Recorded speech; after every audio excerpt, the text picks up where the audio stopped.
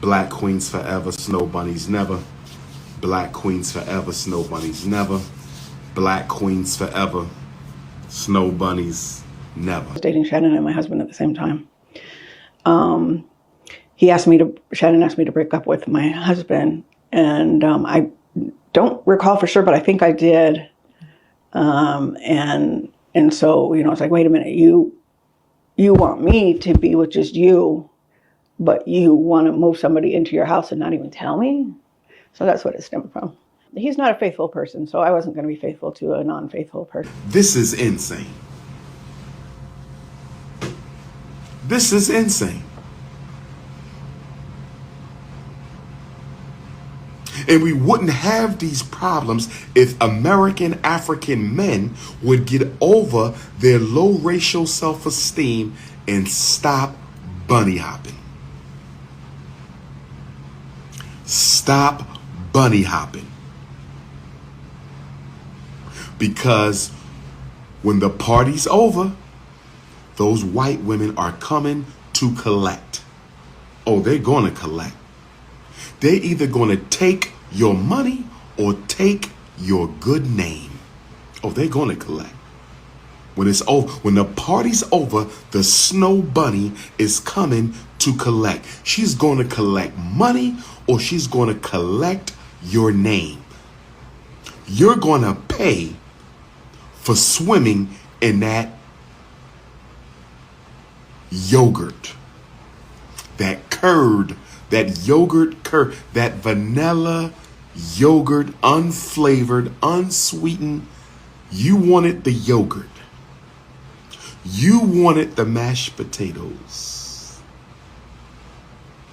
You wanted the skim milk. You wanted that cold cave cooch. And you're going to pay for it. And you're going to pay for it.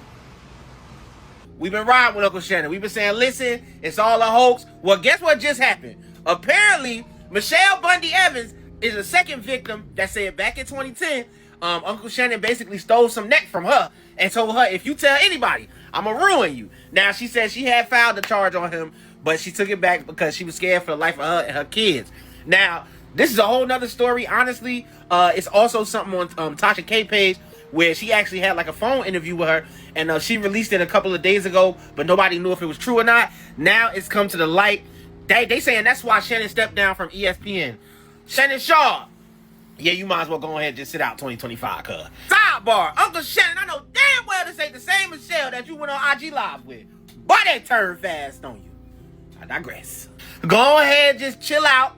You know what I'm saying? You and Ocho Cinco do y'all thing. Do the Club Shay Shays. Because you know when you doing interviews on Club Shay Shays, people going to be kicking jokes now. Talking about you and little baby Bill Cosby. Uncle Shannon, I'm trying to root for you, brother, but they starting to dig up dirt, man. As soon as you signed that 100 mil, boy, it's like the people who you signed the contract with said, we'll get it back. By the time we finish, it only had 3 mil. I'm just here to bring y'all the news, man. Hopefully Uncle Shannon get through this, man. Prayers go out to you, and prayers go out to the victims as well. We don't know if they're telling the truth or lie, but prayers go out to anybody in a situation like this. I'm just here to bring y'all the news, man. I'm just a messenger. Uncle Shannon Sharpe is a perfect case study and example as to why there's an epidemic amongst black, famous, successful, rich men, and that they're always suffering. Their fate is always suffering at the hands of a mid-white woman. Average at best, to be honest with you. It's always an Ohio 6 that's like ruining the lives of these like great, successful black, entrepreneurs and figureheads. Why? You throwing away the empire potentially for a 19-year-old OnlyFans chick? She looked like iCarly, dog. She's not even Margaret Robery. She's an Ohio white. I don't even know how to say that lady's name because I don't be frequent in those circles and like things like that. You know what I'm saying? I'm lactose intolerant. But Shannon Sharpe, I can't be the only one who saw when there was a $50 price tag and bounty on Uncle Shannon Sharpe's head. I was like, let me go see what this girl looks like at least. Unc. That's like middle of America, like hot. Not even really hot. Like, why are you not going for the Tracy Ellis Rosses, the Nia Longs, the creme de la creme? You know what? Forget I asked that. Why are you just not going for women that are like a little bit closer to your age. I'm like, I mean, hell, 25, 30, you're going for 19-year-old OnlyFans chicks. You're risking your entire empire for a chick who is texting you consistently saying, put a black baby in me. I want a big black baby. I beg your pardon. I beg your pardon. Unk, I'm a card-carrying member of the Freaky Club. That's a little too much, Unk. I'm sorry. 15 yards on the play. What? You're going down bad for spoiled milk. That's not even milk. That's spoiled milk. This girl told Shannon Sharpe that she wanted $25,000 for each cheek. For each buttock, but half of the buttock, she wants $25,000 for each cheek. See, right there, he said, "So, girl, you out your jackrabbit ass mind," but he didn't. Now she wants $50 million. 25. Break it down. $25,000 for each cheek. That's a total of $50,000 for 2 flat cheeks. $50,000 for 2 flat cheeks. You know what that means, don't you? That means, sisters, your prices are entirely too low. If she's getting $50,000 for 2 flat cheeks, you should be getting $3.5 million per cheek. A total of $7 million for your cheeks. Now, I don't recommend you selling your cheeks, but if you have to, make sure you get market value. That's $7 million. They just want half a cheek. That's $3.5 million per cheek. Shannon Sharpe and his snow bunny addiction. Oh, man. Sad. I don't know what it is about the pale vagina. I don't know. I've never been with a Caucasian woman. I don't know what it is. But for all these black men to keep on getting snow bunny like this over and over, and in Shannon Sharpe's case, she was only 21 19, years old, I thought. when they started. 19 when they started. She's 22 now. He was 53. He's 56 now. Basically young enough to be his grandchild all of them. But that's not illegal in America. Trifling by black people's standards, but it's not illegal.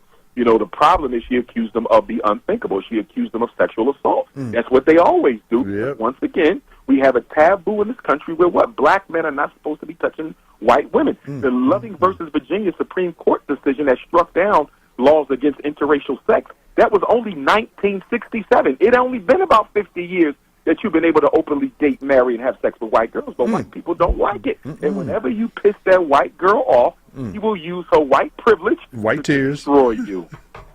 Everybody know he didn't assault that woman. Everybody knows that, but guess what? That's the only way she can get paid. And then he got another snow bunny that he dated 20 years ago who's deciding to sue him now. Wow. Claiming that he assaulted her in 2010, but you don't wait till 2023 to file civil suit. 13 years ago, and you don't say nothing, you don't do nothing. And so Shannon Sharpe got 2 cases, and now they're saying there might be a third snow bunny out there who's about to accuse him at all. I don't understand what getting you a black woman. I don't get it. These Negroes are crazy. You are willing to sacrifice your entire life earnings just to lay with a white woman. That is the self-hate of the black man. Man, oh man, oh man. Now, speaking about snow bunnies, what about Saquon Barkley?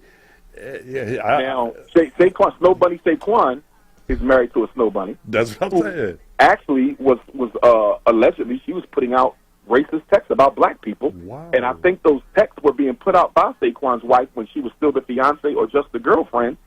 And I'm not aware of anything at all he has done to address that situation. I don't even know if he's spoken on it publicly. I mean, as a black man, you should address the black community about your wife's racist comments about your community. Now, when he meant to go meet with Donald Trump, I thought that was some very coonish behavior. I do too. I think she encouraged him. She probably did. But here's my question to Snow Bunny Saquon. Did you ask President Trump any serious questions about these executive orders that he's signing to roll back black people's civil rights? Or were you even aware of any of this? Because if he just went down there to smile in Donald Trump's face and didn't ask him any questions, I don't have a problem with your meeting with him if you're going to speak truth to power. I would love to meet with him. If they called me right now and said Donald Trump wants a one-on-one with Dr. Umar, I am there. Because I have some very direct things I want to say and some very direct questions I want to ask. So I'm not against the meeting, but did you use your opportunity to be with the head racist in charge to address issues relevant to blacks, most prominently of which is his rolling back about civil rights? I don't think he did. I don't think so either. He did. So Snow Bunny Saquon, you know, he's going to need to be baptized back into the race. I guess he's under that Snow Bunny hypnosis. Let's talk about the just past NFL draft and what happened with Shadell Sanders, and let's look at it from the racial perspective and professionalism and all kind of stuff like that. There's a lot of talks about this in the media as to what happened to him to be actually moved that far to be drafted. Dr. Umar. Oh, okay. Well, that was the white power structure. That was them sending a message to his father, Deion Sanders, that this is not your league. This is our league. This is our plantation. We are the slave masters, and both you and your son are slaves. That's all you are here. You don't have any power. You don't have any influence. And they sabotaged Shador Sanders to send a loud and clear message to black America and to his father that white men control this sport. Black men have no say. So you do as you're told, or you don't do it all. Same thing they told Sean Puffy Combs. Absolutely. Absolutely. Yeah. See, we still have this idea that money and power are equivalent. No, they're not. You can use money to build power, but you can have power and not have a lot of money. You understand? And see, black people think because I got a lot of money. If money was power, why are so many of our celebrities afraid to speak the truth? If money is power, why are most black billionaires afraid to do anything to help black people? Because money is not power. Power is completely separate from money. Power is the ability to affect change anytime for anybody, anywhere. Our billionaires don't have that. Our millionaires don't have that, that they could create institutions with the money they got, but they don't have the power to steer clear of the consequences that's going to come from doing that from the power structure. Now, I see you have a lot of power, but you may not be having a lot of money, because if you had a whole lot of money, the school would have been open a long time ago, but you have a tremendous amount of power. Hey, Dr. Johnson, I just want to ask you about your thoughts about the recent developments with the Carmelo Anthony case, the young black man who's the white man who was allegedly assaulting him. I just found out that the judge in that case, the black woman judge, was doxxed. They revealed where she lives, her address, all these other kinds of things. And we keep seeing developments like this built around this case because obviously a subsection of Americans are very upset at how things are going for Carmelo Anthony. I just want to get your thoughts on the case. Well, the bottom line is white people have always felt that they had jurisdiction over the black body. And from a legal perspective, for 246 years, they did. And even if we add beyond 246 years, because after slavery ended, we then had to deal with Jim Crow and the black codes that basically re-enslaved us. So you could argue from 1865 until Dr. King's Civil Rights Act, for 100 years after slavery, our bodies were still the jurisdiction of white people. So that takes us to 346 years. So for 346 years, white people could beat you, kill you, stomp you, do whatever they want to do to you, and you could not fight back. In fact, the slave codes and the Jim Crow laws didn't even allow you to defend yourself. You couldn't even stop a white attacker from violating your wife. So that situation that happened down in Frisco with the young brother Carmelo and those two twins, it was unfortunate that the young man lost his life, and I'm sorry, compassion to the parents. But at the same time, had they never started the fight, had they never tried to pick on that boy and drag him out from under the tent, and I don't believe the tent was there, okay, to begin with. You had no right to accost that young man.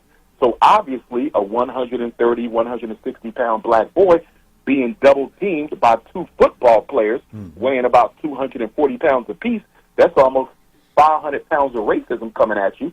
He panicked, dug into his bag, and stabbed him. I don't think he intended to take his life. I think he just intended to have him back up. But at the same time, when you are fearful, you will do anything to protect yourself. The problem in this case is not whether or not Carmelo Anthony can invoke Texas's stand your ground law to defend himself. I think he can. I think he definitely meets the criteria for stand your ground. He did not come into their space. They came into his space, and they attacked him. They put hands on him. And under Texas stand your ground law, you do not have a right, you do not have a requirement to flee. You can stand your ground. So when people said Carmelo should have ran, he did not have to run.